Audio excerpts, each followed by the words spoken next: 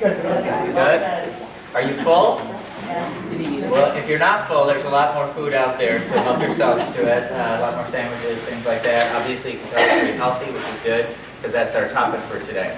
I'm David Yagi, and I'm the Corporate Development Director with Holy Family Memorial, and I wanted to welcome you here and thank you for attending. We obviously have a very good topic on health and wellness today, and wanted to just start. You've got a lot of materials in your folders there by introducing a little bit of Holy Family Memorial and specifically our business services area.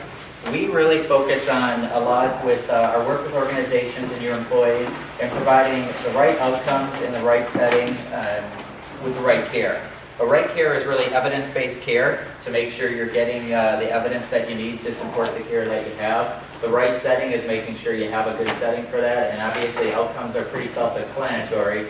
And they are really based on making sure that we are able to improve the productivity of your employees while also lowering total long-term healthcare costs. And we do that, which is really our topic today, through wellness. And sometimes we think of healthcare as a cost. I've been in healthcare now for 5 months only, and I hear it all the time of it's a cost, and it's interesting because this is our lives. So to me, it's a pretty big investment for healthcare. So we certainly look at it from that perspective. I'm going to introduce our three presenters. You have their bios there, so I'm just going to touch on a few high-level items. Judy Check. Judy, on my right, your left, has been with the Employee Health Services Coordinator at HFM since January of 2011, and she's been an employee of Holy Family Memorial since 1976 in a variety of roles. Yeah, I don't know why you have that on there. If you have a chance, she has an extremely diverse background in terms of her roles. She's a member of the Association of Occupational Health Professionals in Healthcare and a founding member of the Wellness Council of Manitowoc County, and also the chairperson for work groups related to wellness, employee health, and safe patient handling at Holy Family Memorial, which means she has a lot on her plate there. Terry Holland in the middle. Terry has a long, extensive experience as a human resources professional. She joined Holy Family Memorial in 2005 and is responsible for implementing, maintaining, and developing all of the benefits for the employees, the providers, the physicians, as well as the leadership. And she's a member of the Wisconsin Healthcare Human Resources Association, the Society of Human Resources Management, and the Lakeshore Area Human Resources Association.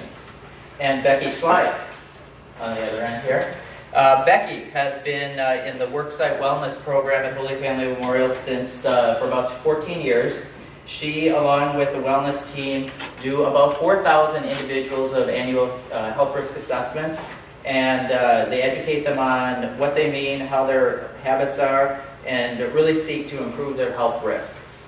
She spends time volunteering for projects at school and her church. She loves to watch her 4 children grow and learn life lessons, as well as bike and downhill ski.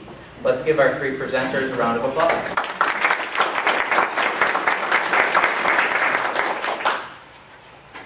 I'm hoping that not all of you are trying to do the math and figure out how old I am. Well, good morning. I think we're still morning. Becky Terry and I are really excited to be here with you today. We're going to be sharing some tips and tools that can help you either start or add to the development of your worksite wellness program. And in particular, we're looking at trying to improve the health of our employees while we are making a healthier workplace, hopefully saving the employer some money.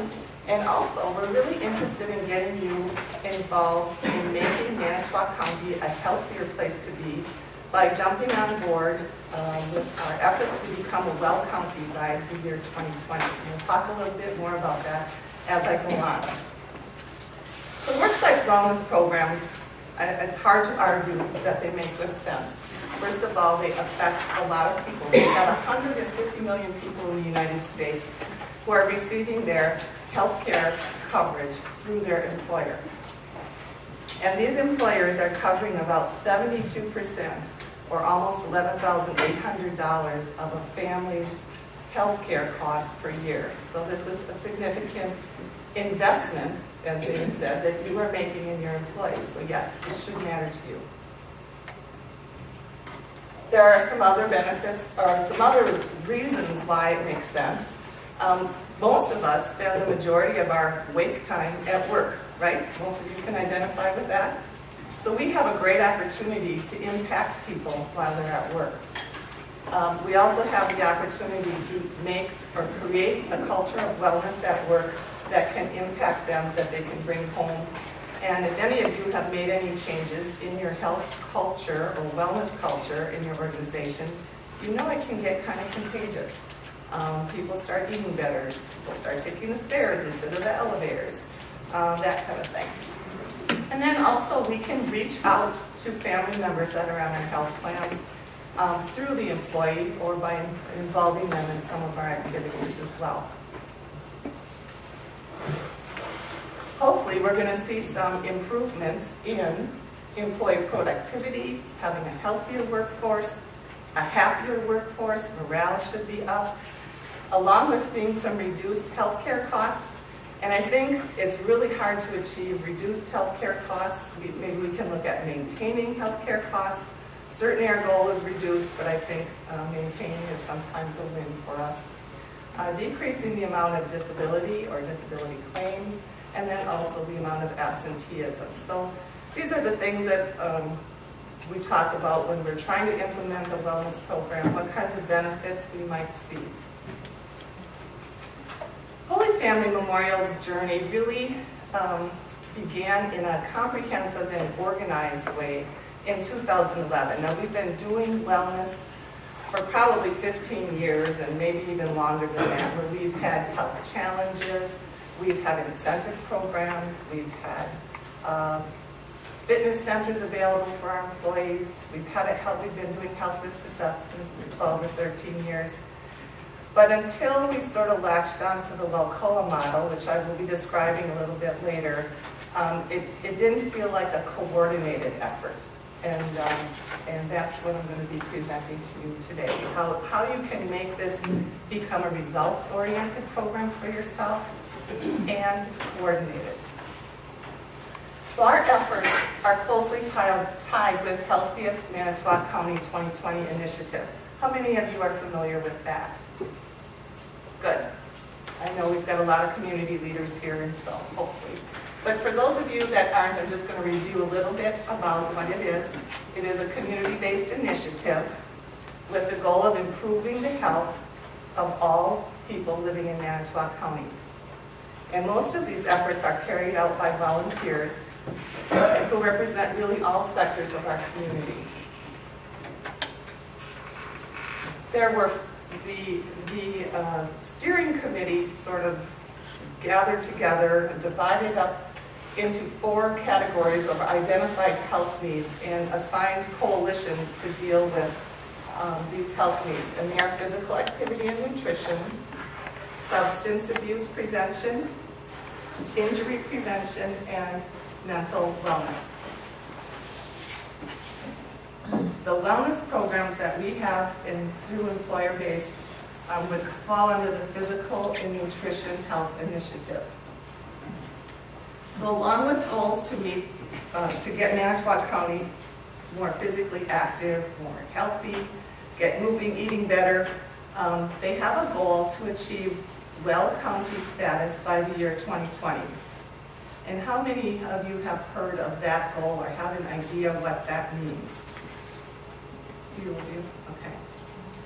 So in order for Manitowoc County to be recognized by WellCOA, which I will explain next, we need to have 20 businesses, organizations within our county that represent 20% of our employee base come on board, follow this WellCOA journey that we have followed, and become recognized as a well workplace. And our goal is to achieve this by 2020, and it generally can take about 36 months or 3 years for you to go through this whole process. So a little bit more about what WellCOA is, so you have a good understanding. It is the Wellness Councils of America, and they are dedicated to improving the health and well-being of all working Americans. They have over 3,200 organizations in their membership, and I will say Wisconsin has their own specific council and a very active one nationally. And they are really one of the most respected resources for workplace wellness in America. WellCoa was founded on the principles of healthy people, so they have ties to the public health initiatives. There was Healthiest People 2010, and now we're on to 2020. These are large public health initiatives all over our nation that get shaped individually to meet communities' needs.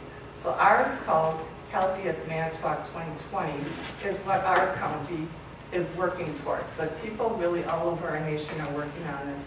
And that's how WellCoa really started, is how can we affect change through the workplace. They have established a model that involves these 7 benchmarks that you see in front of you. There is a copy of the 7 benchmarks in your toolbox. I'm not going to go through these specifically individually, but you can read about what, more in depth what they mean. But in general, you need to secure senior level support. And they're not just saying, yeah, rah, rah. They want your senior leaders to participate, to fund it, to get out there and promote it. I mean, they want them everywhere. Assembling a wellness team, and this should be a diverse team from your organization. So it's not just like the 3 of us doing it here. It needs to branch out so that you've got representatives from a variety of areas in your organization, including senior leadership. The next step is collecting organizational data, and that would be information that would come from your health risk assessment, from your wellness culture, in surveys, from interest surveys, from your health insurance data, absenteeism rates. All of those things go together to help form a picture of what your organization is like right now and where you want it to be. And it will also help you determine what your actions should be going forward. The 4th benchmark is then developing an operational plan, and this is really the meat and bones of your wellness program.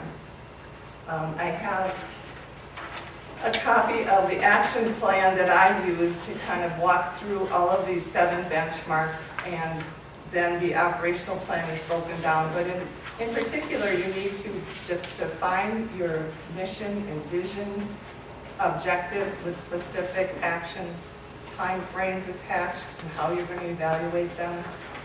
They have a pretty specific way they want you to do this, but I will say it's a lot of work, but it's really worth it, because when you're done, you feel like you have a really good tool that you can use to help guide you through this process.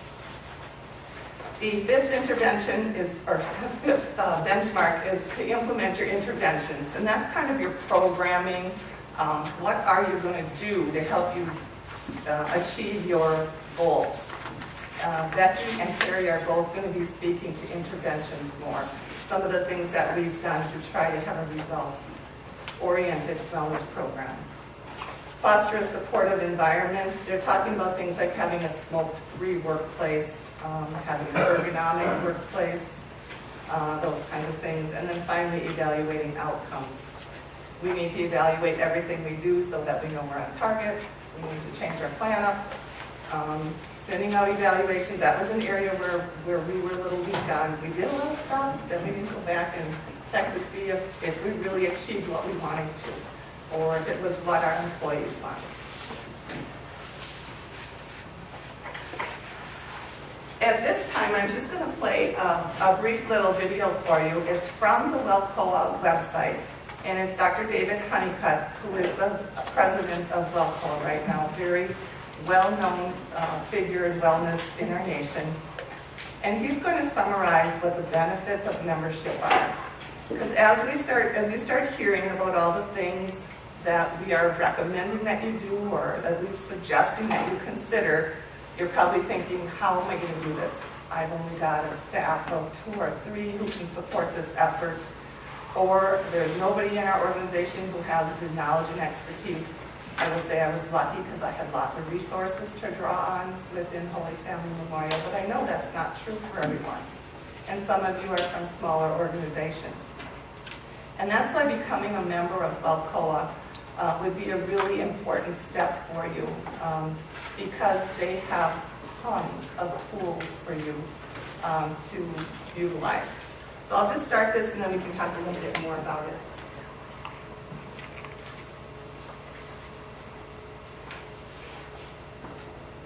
Dr. Honeycutt does a very nice job, better than I can. If you're looking to build a results-oriented workplace wellness program, Wacoa membership is your ticket. In fact, when you become a Wacoa member, you'll get everything you need: the training, the tools, the support, and the materials to build a best-in-class worksite wellness program. With the ultimate goal of helping you to implement a great worksite wellness program, we've developed a comprehensive list of member benefits. Each benefit is devised to provide you with what you need to better contain costs, improve health, and increase employee participation. Here's what Wacoa membership is all about.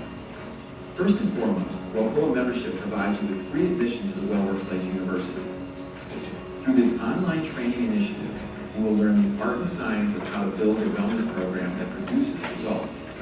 This year alone, more than 10,000 business and health leaders will take part in this dynamic training series. And to keep you moving forward, there are 6 specific certification programs offered this year alone.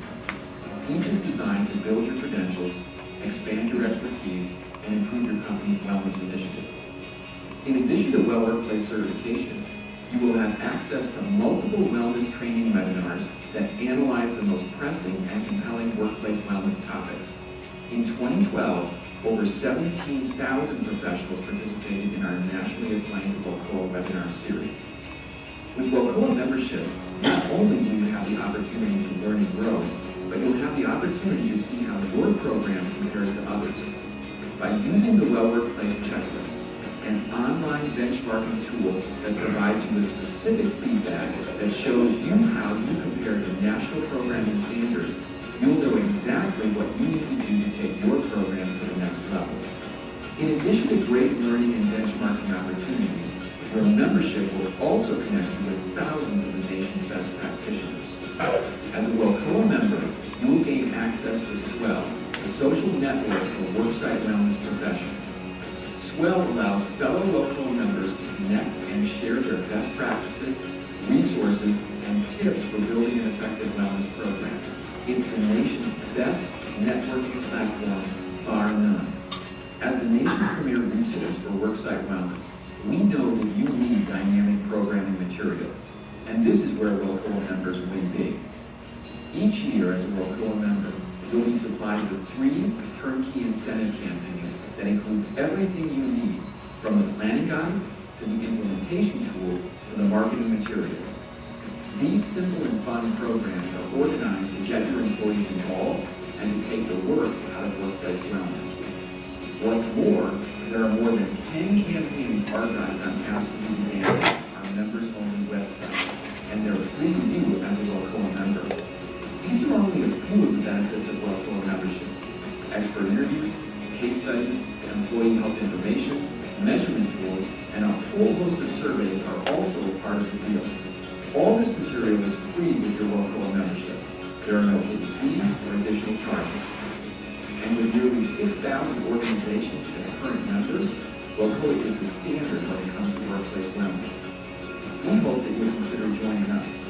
And if you're a broker, consultant, or provider of worksite wellness services, Wacoa membership is perfect for you.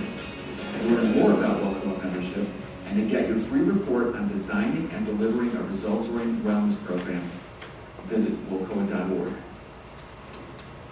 If you go on this website, you will find a trial membership area that you can click on and actually trial for a month. And it'll let you, click through all the different materials that they have and get a little better feel for it. I can truly say that this has been an invaluable tool for me. The challenges that they have are pretty much turnkey. For the most part, I think I've taken them and edited them, but I mean, they have table temps, posters, letters to your employees, banners that you can use, the complete participant packet, the evaluation tool. I mean, it is really good stuff. And those, you get 3 of those free per year, and then you can actually access some of the archived ones as well. I started using their health bulletins, and they have 4 different bulletins every month. So it's not something you need to compile yourself. You can just go on, download it, insert it into your newsletter that you're sending to your employees, or you can have a whole separate wellness newsletter if you would like, without a lot of work.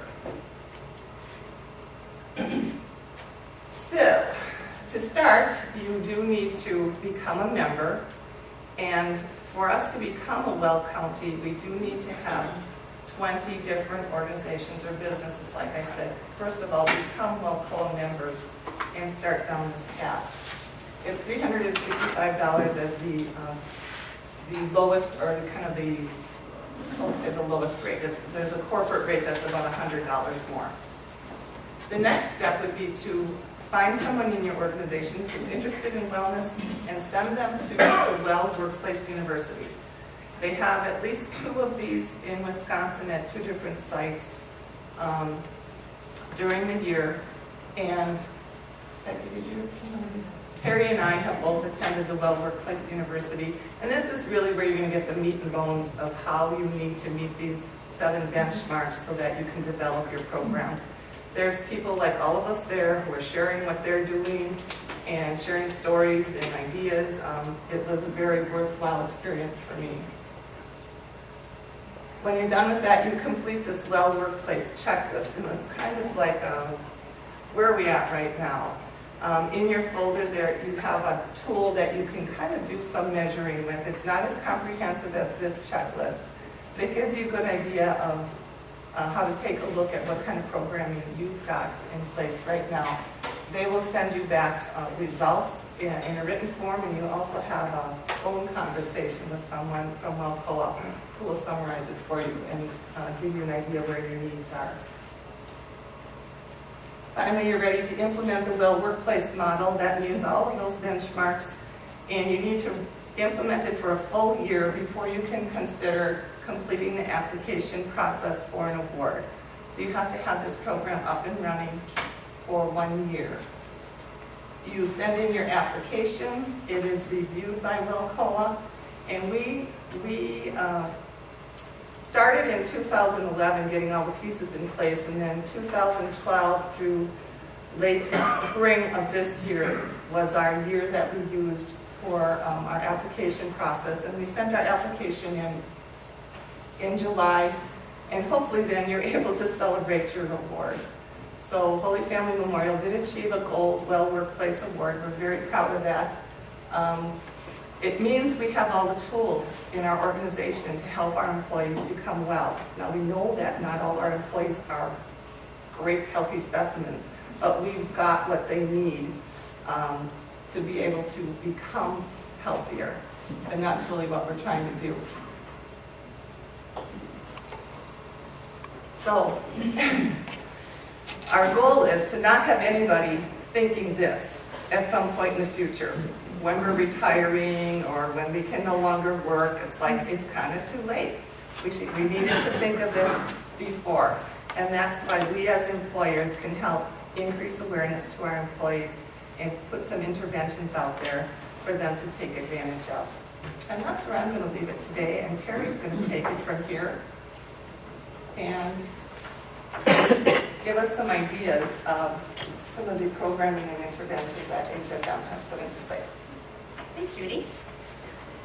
I'm Terry Holland, and I'm the benefits coordinator for Holy Family Memorial. Can everybody hear me okay in the back? I'm trying to avoid the microphone if at all possible. Okay. I want to share some information with you today on the wellness initiatives that we've had ourselves at HFM. When David gave us the introduction, he gave you some brief information about right care. That's the same thing that we use when we're looking at our own wellness initiatives. We want to make sure it's all the right care, the right outcomes, and the right savings, or everything all in one for our employees. Our wellness history really started back in 2001, and we increased our focus on wellness in 2007. It's really the right thing to do for our employee population, and it's really important to keeping your health plan costs down as well. We've had a great big variety of initiatives that we've done over the years, and it's kind of been an evolution. It's not, what we're doing today isn't what we were doing in 2001. As our employee population changes, as the world changes, we change with it, and always try to keep everything on pace with where the rest of the world is going. So today I'm going to go through some of our initiatives as well as the outcomes, and hopefully give you some ideas that you can bring back to your own organization. Wellness isn't a one-size-fits-all kind of thing. What works for us might not work exactly as we do it in your own organization, but I'm hoping that this will maybe spark some ideas in your own mind that you can take with you. To me, our health risk assessments that we do are really the cornerstone for our wellness efforts. We've been doing them since 2001, and they include both a blood draw and a paper questionnaire. And the results are totally confidential. As an employer, we get aggregate results only. I don't get to see how each person does individually, and I don't need to. We just get a result for our whole group in its entirety. But the employee, on the other hand, gets a really great customized report that'll show them year by year how their results have changed. Hopefully they've been improving and they can see their progress.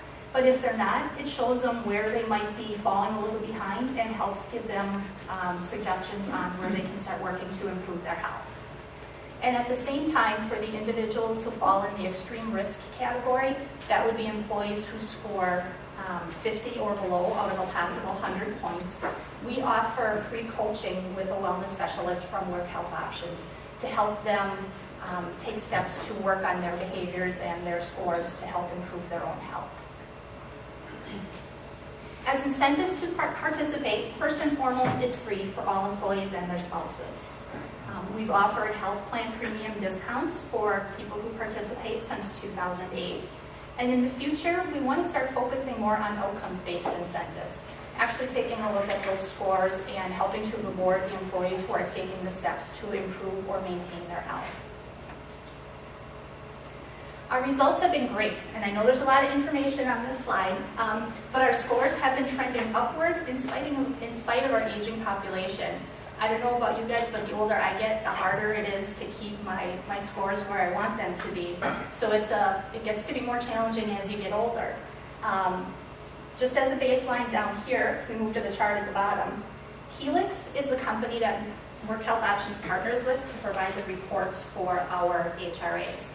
Their national average is 70.6, and I included that in red just as a baseline so you can see where we fall against the national average. In 2008, our average score was right around 72, and our average age was 47. Today, our average score is a little over 75, and our average age is 50. So we've gone up by 3 points. At the same time, our population has aged by about 3 years, so we're doing a great job with our HRAs. And according to Helix, each 1 point improvement in your HRA score can equal a 1.8% reduction in your costs. And we're living proof of that because our health plan premiums have stayed the same, no increases for 5 years. And that's, to me, something we're really proud of because that's a big accomplishment in today's world. And we hope to keep seeing our scores increase as the years go on. Okay, moving into tobacco use, just have a question out there. Anybody have any idea what percentage of Manitowoc County residents are tobacco users? 35. 35? Anybody else? 50. 50? Well, I'm glad to report it's not quite that high. We're at 19%, and that's from the Manitowoc County Community Health Survey of 2013. Anybody want to guess what percentage of our employees at HFM are tobacco users? I know that's a tougher question. 1. 1? I would love it if it was 1. We're working on that. Yeah, we're working on it. We're actually at 9.2. So we are definitely below the county average, but there's still 9.2% of our population who we can hopefully help kick their habit. One way we've tried to do that is we've become a tobacco-free workplace since 2005, or tobacco-free campus, I should say. And that means there's no smoking or tobacco use anywhere on our property. If an employee is a smoker and wants to have a cigarette on their break, they can't just sit in the car in the parking lot, they have to actually leave our property to do that. So that discourages that a bit during the workday. And at the time we went tobacco-free, we offered free counseling to anybody who was interested. We had 108 employees take advantage and had an 80% initial quit rate. So I'm glad to see that we had that high, that high participation rate. And today we continue to offer 100% reimbursement for the Tobacco Independence Program. In case you're not familiar with that, it's a program that was created by Julie Tittle, our smoking cessation specialist, and it's a program offered to the public. It's a series of, I believe it's 6 classes over 5 weeks that helps people with their smoking cessation efforts. And for our employees who complete the program, we'll reimburse them 100% of the cost, so there's really no financial risk for them to go through that program. Fitness is another big area of employee wellness. We want to keep people physically active and help them maintain their physical fitness levels. One way we do that is to provide reimbursement for wellness center membership to our employees who are members. If they use the wellness center at least 24 times a quarter, we'll reimburse them for 50% of their membership dues.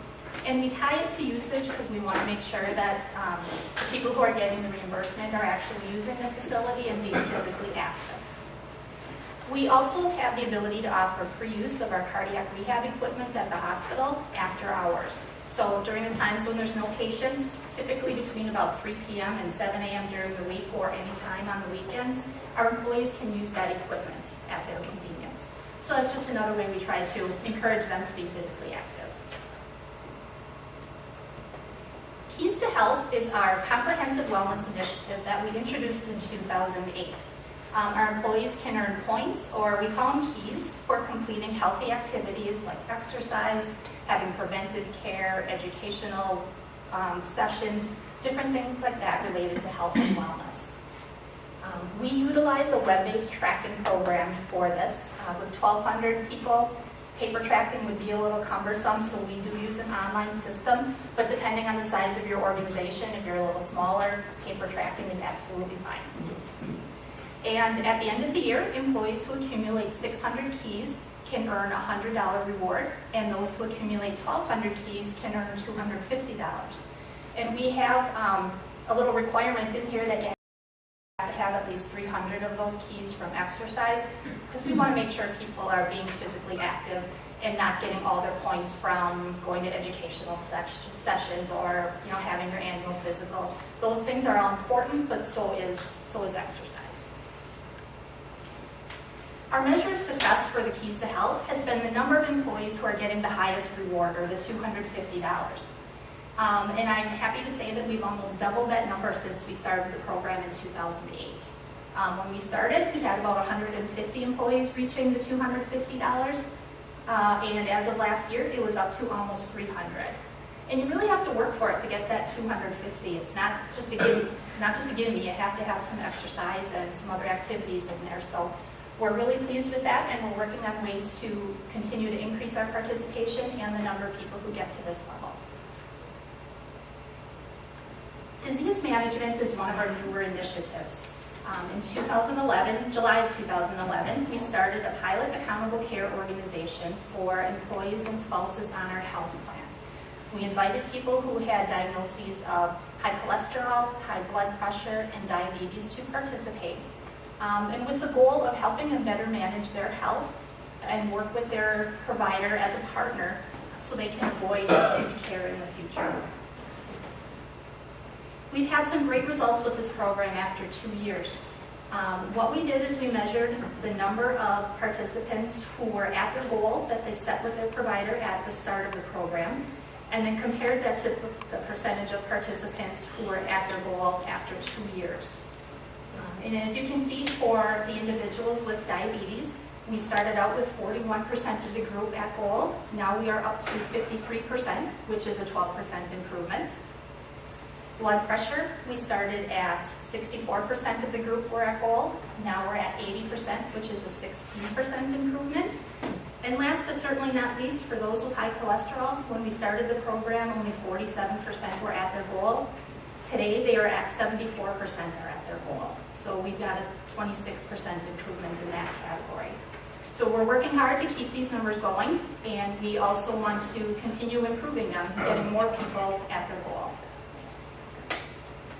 Going forward with our ACO, we continue to invite new members to participate. We've added obesity and tobacco use as conditions that we're going to work with through the ACO, because those are big factors to employees' health as well. And last but certainly not least, we're increasing our accountability for members to improve their health.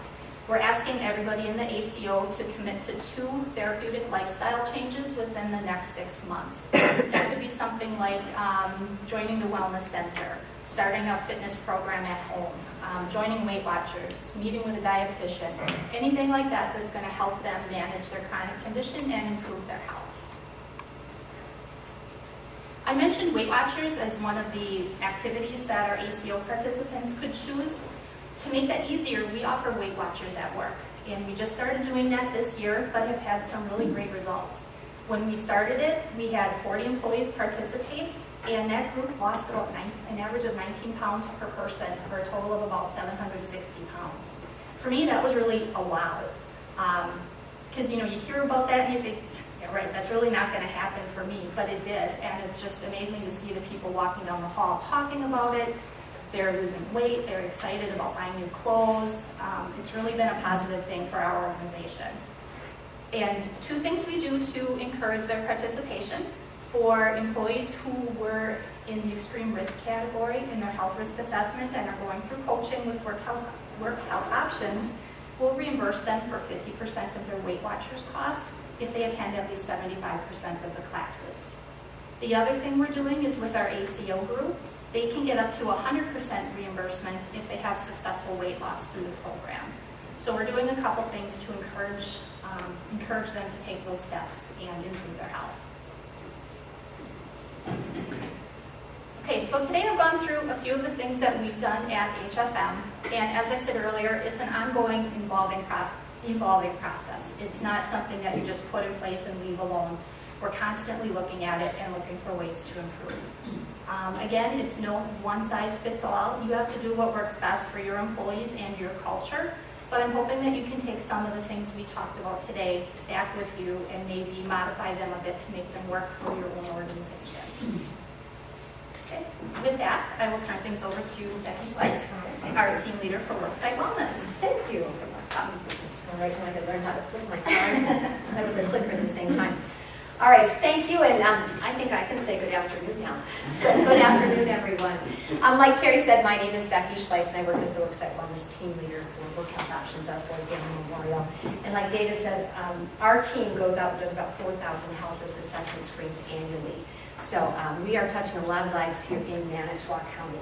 And beyond, we've got some companies who are corporate headquarters are here in Manitowoc, and they have us travel out. So it's a lot of fun, and we enjoy working with people. Worksite Wellness has always been a passion of mine, and that's why you're here too, I think, because you're looking for reasons and ways to promote wellness within your organization. And when we think about Worksite Wellness, I'm guessing that most of you here, when you think about an ideal status in regards to Worksite Wellness, you're thinking everyone is going to participate and everyone is going to make changes, right? Sure, right? We want everyone to make some type of change and become a healthier person. So I am a little bearer of bad news because I too want everyone to make changes, but we also have to have a realistic expectation in regards to our wellness program. So I want to let you know that about 12 to 18% of your workforce is already taking care of themselves. So no matter how wonderful and how creative your wellness program is, they're going to do it regardless. They're going to take care of themselves regardless of what you are doing as an employer. And on the flip side of that, there's about 20% of your workforce that doesn't care, and they're not going to make changes, regardless of how wonderful your program is.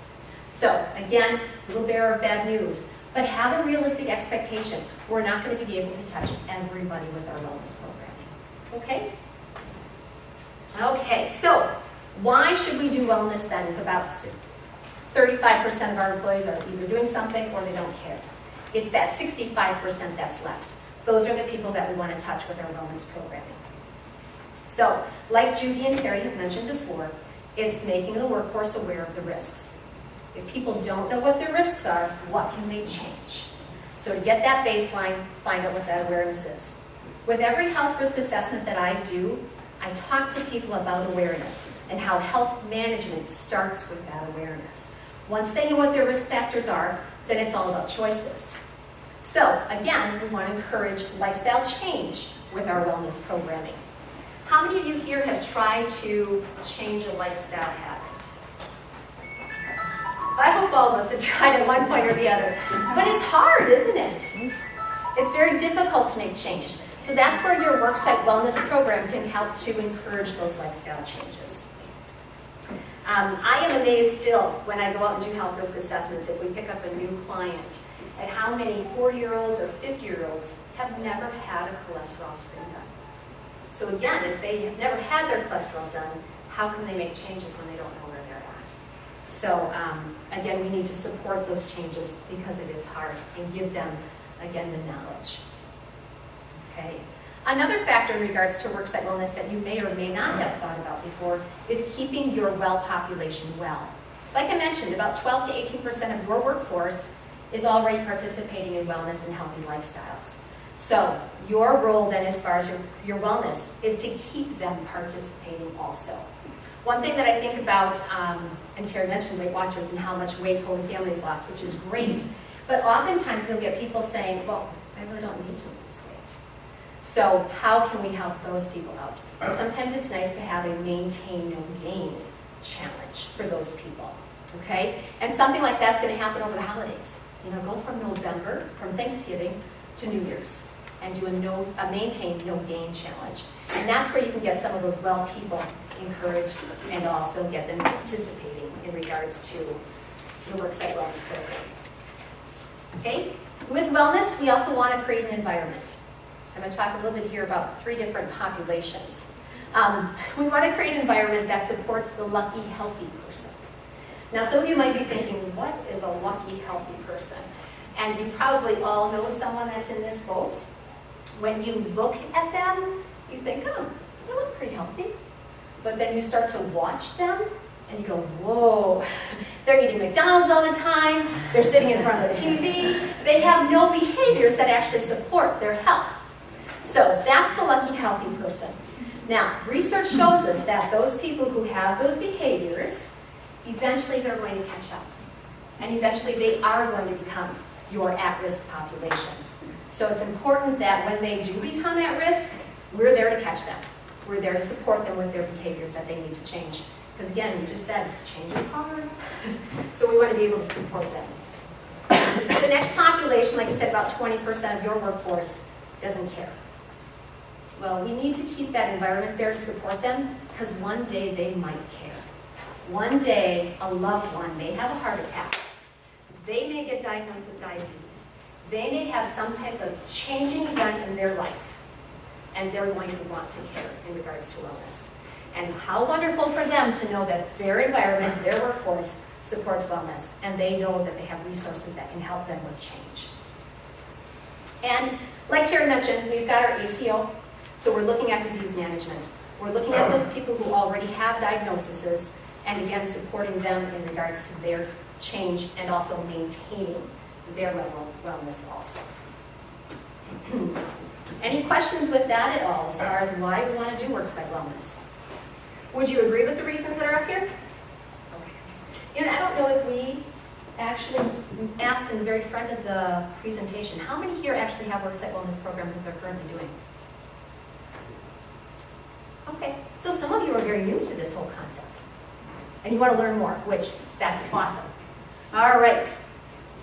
Okay, so if we do wellness, we also want to think about creating a culture of wellness. So every time we think about wellness, it's not just this piece here or this piece there. Like Judy and Terry said, it's the whole package. So we want to create the culture. The whole entire workforce wants to become wellness. And like they said, you start talking about it. Like with Weight Watchers, it's up and down the halls, everyone's talking about it, it's contagious. So I want to talk a little bit about things that are pretty easy to implement in regards to creating a culture of wellness. Company meetings or events, having heart-healthy snacks, foods, and beverages. So We had our food catered in from the Espresso Connection. So those are things to think about. That was a very healthy meal. So do think about that when you have your company meetings. I'm thinking right now about company picnics. How many of you have a company picnic? Okay, get a couple hands up. And right away when you think about a picnic, what are you thinking about for food? What's on the menu? Hamburgers, brats, right, creamy coleslaw, beer, potato salad, okay? So you've got all those heart-healthy foods, right? So again, creating a culture there in regards to changing your food choices, changing your menu options. I'm working with a company right now who's doing a great job in regards to changing their culture. When they had their last company picnic, they decided to do grilled chicken breast and turkey brats instead. Instead of the creamy coleslaw and the potato salad, they had fresh veggies. Fresh veggies and some type of lettuce salad. Okay, so again, the menu option definitely supported their culture of wellness. Their culture is changing so much that the employees are actually asking for it. At this particular company, they've got safety awards, and the safety award is soda. Everyone gets a free soda on the day that they've reached a certain safety thing. And now the employees are saying, do you think we can get bottled water, juice, or Gatorade instead? Isn't that great? The employees are asking for it. So it's very possible to create a culture and have the employees come up with ideas in regards to simple things to implement. Talk with your vendor in regards to your vending machine choices. How many here have a vending machine at their workplace?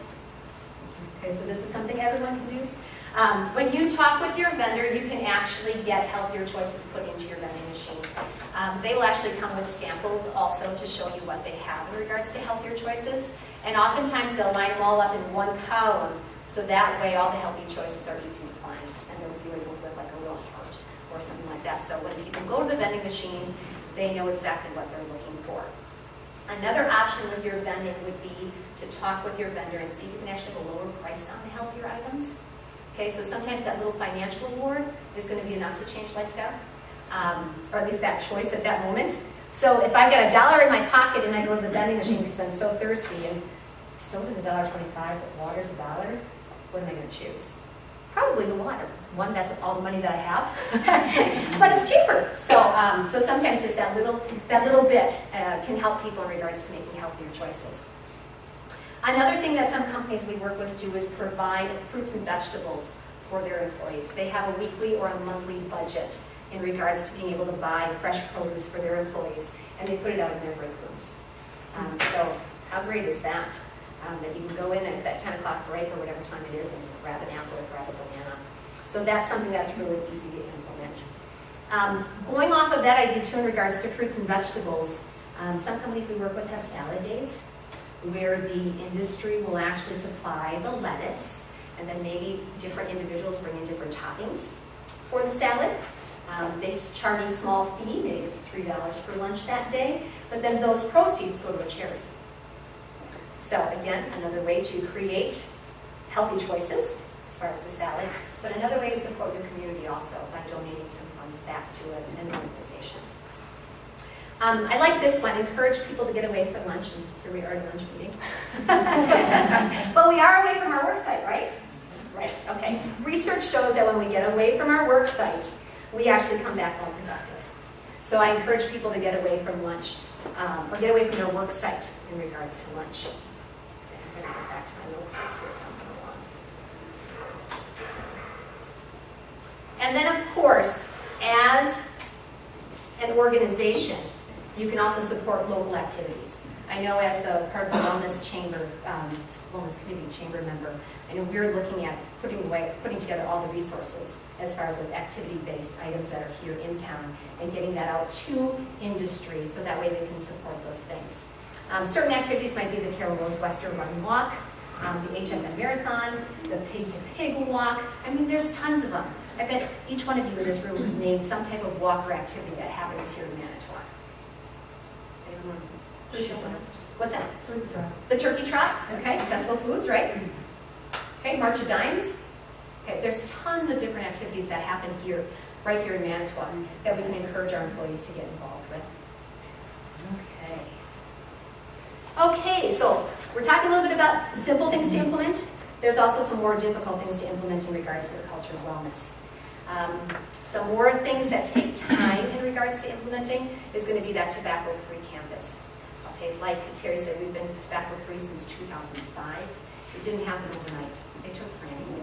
And Julie Tittle, our smoking cessation coordinator, can certainly help any facility in regards to creating that tobacco-free campus.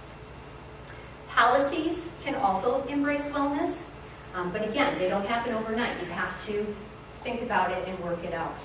But gym membership reimbursements, again, that's another way to support those people who are well by providing them some reimbursement for things that they're going to do. Team sponsorship or sports leagues, again, that's another way to provide those people who are already doing healthy things, but it also gets other people involved too. Maybe you never thought about doing a volleyball league or a softball league or something else. So getting that camaraderie together in regards to your workforce. However, there are certain rules too in regards to reimbursement, and each company is going to figure out what works for them. One company that we work with actually has a pot of money. They have $250 for each employee that will sponsor them in regards to runs, walks, those registration fees for those activities. So pretty impressive with that one. But again, encouraging that activity.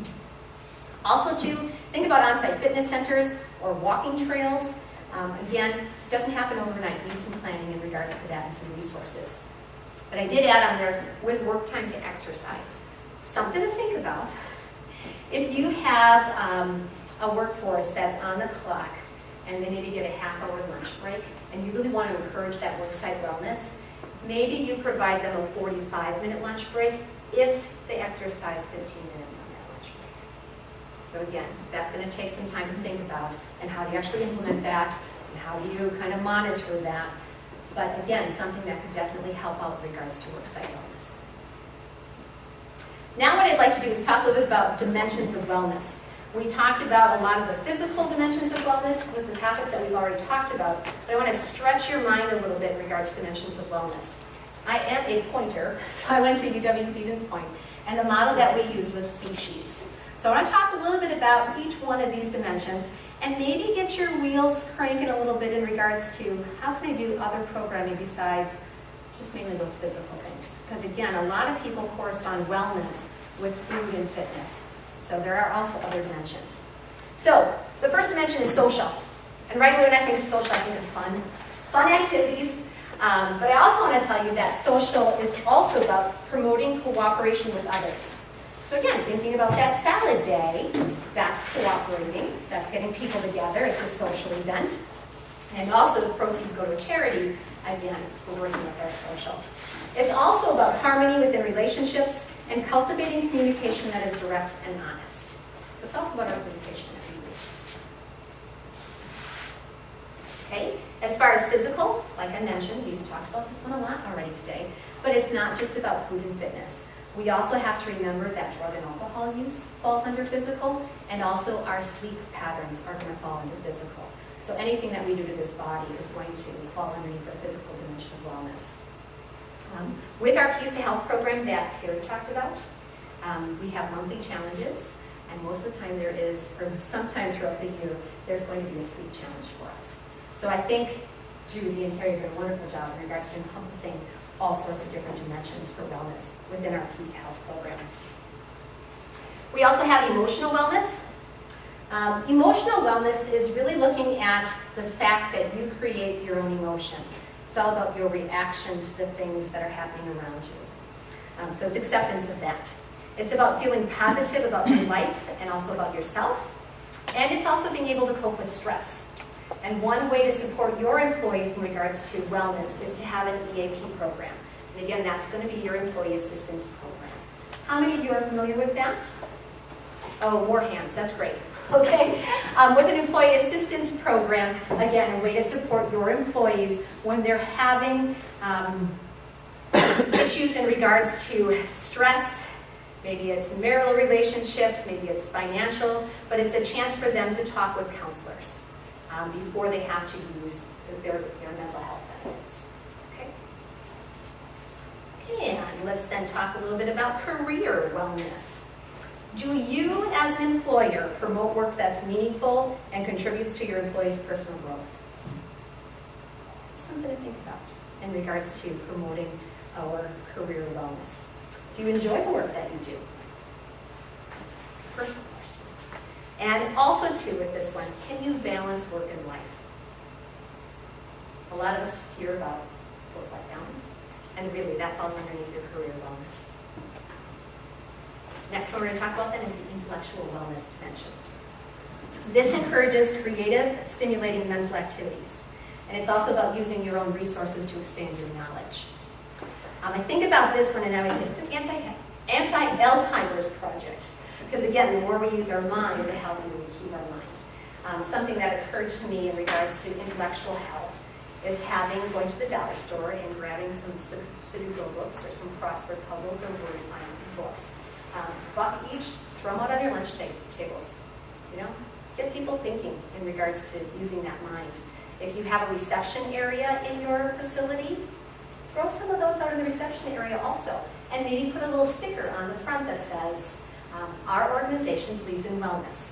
And intellectual wellness is a dimension, and we'd like you to enjoy doing the puzzle while you wait for whoever you're waiting for. Or something to that aspect. But sometimes they might think, why is this up here? But let them know it's about intellectual wellness. Okay. We can also talk about environmental wellness. And this is all about, again, I went to Stevens Point, reduce, reuse, recycle. They're a huge environmental campus. But it's about recognizing your impact on your environment and also our world.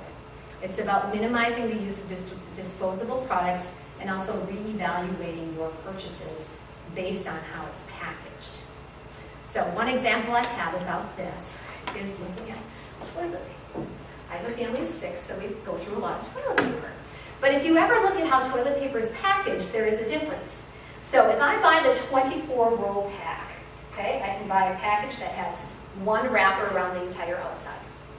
Or I can buy a different brand that has every 4-pack individually wrapped and then wrapped again around the outside. Which one's better as far as an impact for the environment? The first one, right? It only has one wrapper. So sometimes it's about money, and that's actually how I discovered this issue. Because the one that was wrapped and wrapped and wrapped was cheaper. But then I thought, well, what's my impact on the environment? So looking again at those purchases. Other things that you think about in regards to environmental wellness, things that you bring to work for lunch. Think about all of those individual packed items that you can just buy and they're ready to go. Okay? So either I can purchase those items or I can purchase some Tupperware that has a lifetime guarantee. But I can go ahead then and refill my Tupperware container and just buy the bigger package. So again, looking at the environmental impact that we have in our community. Okay? All right. And then, of course, we have our spiritual dimension of wellness. A lot of people, when they hear spiritual, they really think about religion. And those are two different aspects. Spiritual really is looking at who am I? What's my purpose? What's my meaning? And it also allows consistency with your behaviors and your values. Okay? What I'd like to do right now, seeing that we've been doing all the talking, is open it up to the crowd. Who has some type of wellness programming that they've done already that's been successful, that maybe hits one of these dimensions of wellness? So it's share time. Yes? We did a month of wellness bingo. Okay. They would do it each week, and we had different tasks that, would hit separate areas other than just physical nutrition. Excellent. So we had the Warriors Do Well, or Smiled at a Stranger, donated to a charity. We had a line different things on there, and just fitness and nutrition. Super, super. You'll find in your toolbox that bingo card also. So, great. Yes, Steve? Becky, one of the things you had mentioned was about, increasing that wellness possibly during your work day. And at the chamber office, we're a very small office of 4 and oftentimes work very, very long days that go into the evening. So our boss recently gave us a gift of, she bought each of us a pair of tennis shoes that have to stay at work. And if we're feeling like stressed, or we just need to clear our head, or we just need to get out for a little bit, she gives us 10 minutes to go walk on Mariner's Trail, which is right in front of our office. So that is a big thing that we're very excited about. That is awesome. And again, proof in the pudding here as far as when you get away, how do you feel when you come back? Your head is clear, you're ready to refocus. Even if you spent your time on the trail, thinking about what the 5 things are you have to get done before the end of the day, at least you feel refreshed and ready to do those 5 things and know that what your focus is and not have your head going in 20 different directions. That's awesome. That's awesome. Thanks for sharing. That's great. So think about those Christmas ideas as far as your employees go. All right. Anyone else? Yes. We've done water, smoothie, oatmeal bar days, and talked about the benefits of each, like whole grains versus hydration for fall processes and food studies, stuff like that. Great. Great. And that's well received also. I'm assuming. Yeah. Anyone else? Okay. Great. Well, thank you for sharing. And we can also, stay afterwards and share more. All right. So I want to get back to what is wellness. And this is one of my favorite definitions of what wellness is. Wellness is the dynamic process of becoming aware of and also making conscious choices towards a more balanced and healthy lifestyle. How many in this room were at the business summit a couple weeks ago? Oh, good. Okay, I see a couple hands. Wasn't that keynote? Wasn't he just superb? He was awesome. Loved his idea in regards to talking about working together for a common goal. He had 2 slides in his presentation. One was a slide with arrows pointing in every direction. And he said, this is usually a community. We all have our own directions. We're all focused on our own thing. And he really talked about collaboration and getting all those arrows lined up in the same direction as a community. And I think that's why we're here today, because we want to learn more about wellness. And like Judy said, she put that challenge out there as far as the well county. And I think together, if we get all those arrows pointing in the right direction, we can accomplish that goal. And that's the thought that I would like to leave you with today, is that together, if we work on our wellness initiatives, get our 20 companies that become well workplaces, we can become a well county. Any questions or thoughts? Yes. I work for a CPA firm, so we have a lot of stress 4 months out of the year. A lot of stress, but we have a lot of stress 4 months out of the year. 4 months out of the year is really intense. Right. We're going through this particular thing right now where it's really an employee market, and we're firm-wide where a lot of people are leaving. So we're really trying to refocus on, rather than work-life balance, we're trying to think through how to set up a life-work balance rather than making work more important and squeezing life in, how to make life with work being a part of it. Has anybody come up with, I'm seriously, this is like my major goal. I just did my review right before I walked in here, and that's one of my big goals for next year is to try to really come up with more life-work balances, how we reward for, excessive hours or a lot of stress or getting big jobs done and things like that. So we're really trying to sort of think outside of the traditional CPA box, which is interesting. And Because that's difficult for CPAs to do, isn't it? they're very... you're very analytical. I have a marketing degree, so mine's different. Okay. But, so, has anybody come up with things in your businesses to really reward or help employees? We've had masseuse come in as a reward and give chair massages. We're doing that actually in February. Awesome. Pretty excited about Yeah. that. I think that's a great thing, and obviously no cost to the employee if that's possible. If you have a budget that can support that, that's a great thing. Go ahead, Susan. One thing that, again, we work in a smaller office, but it's something that is really started from the top down with us. Our executive director is really values work-life balance, because there are only 4 of us, and so if any one of us is taken out, it's a 25% part of your workforce that's gone. Mm-hmm. So it really starts at the top down, I think, in our office, where Karen says, enough is enough for today. 4:30 p.m., that's how long you ladies are supposed to be here. I want your computers off and you walking out the door at 4:30. And if that means a little bit of different time tonight, you need to do that. If someone has excessive amount of hours one week, the next week she'll be like, you need to cut your hours back a little bit this week because you worked a lot last week, and we need to figure a way to work this out. Mm-hmm. And if we can work it out with 4 people, I wonder if there isn't a way to work it out with larger companies, to show those employees that you're interested in their well-being. Yeah.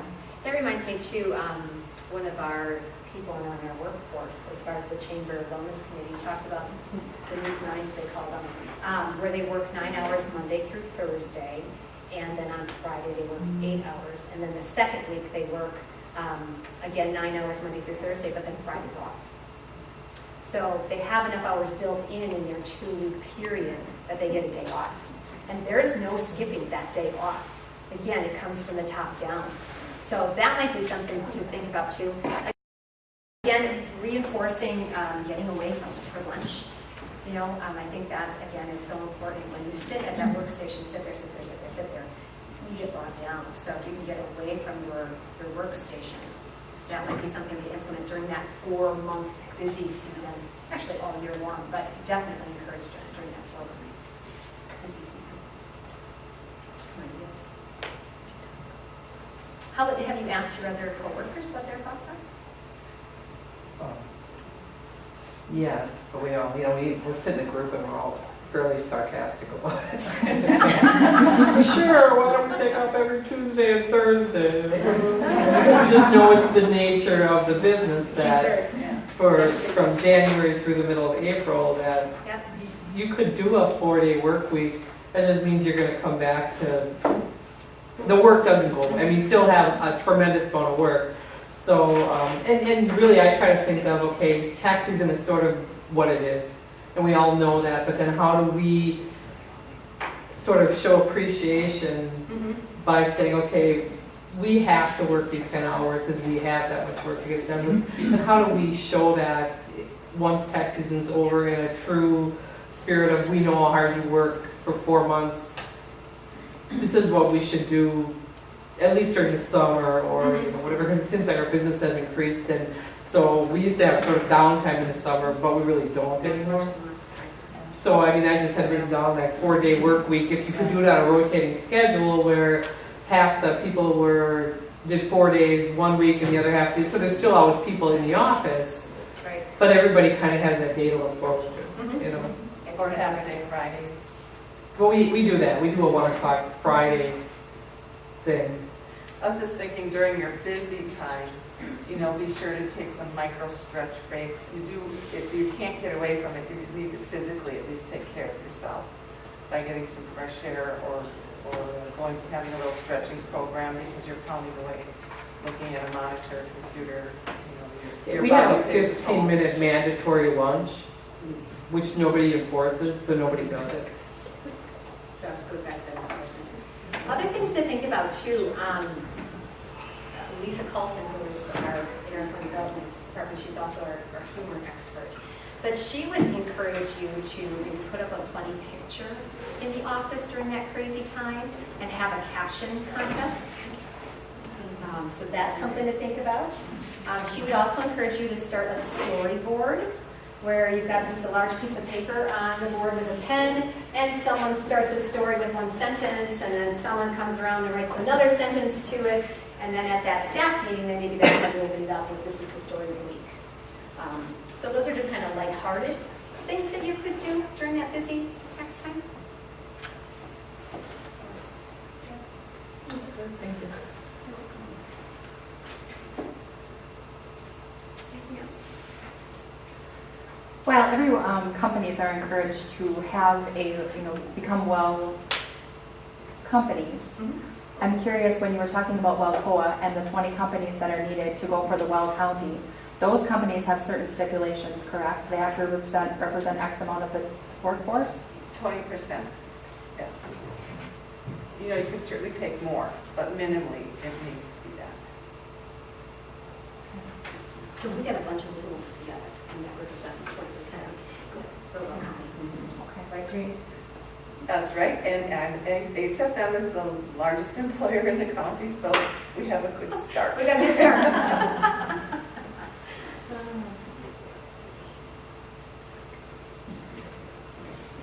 right. Any closing thoughts from you, Terry?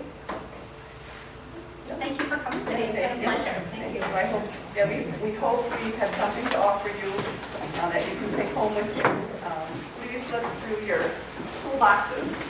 And certainly if you have any questions, our business cards were out on the table. And email list. I don't want to forget this with Halloween games. Signing up for the email list, to be emailed the presentation.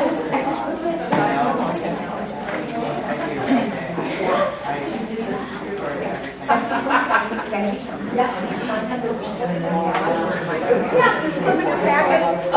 If anyone has a handout from today's presentation, please fill out the slip in your packet and leave it on the table. We'll email that to you. You can also sign up for our email newsletter. And if any of you are interested in learning more about Welcoa, I am probably the Welcoa expert in our community right now. And I'm happy to make myself available to you as a resource, so please give me a call or send me an email, and we can talk more. I have extra copies of this handout too, if you're interested in taking a couple of the office. I just think it's great. Have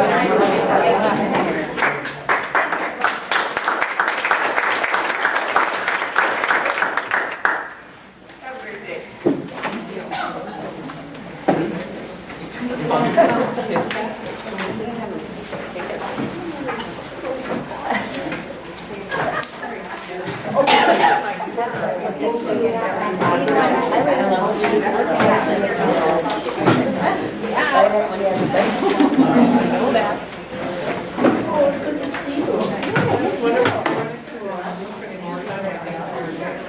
Little one.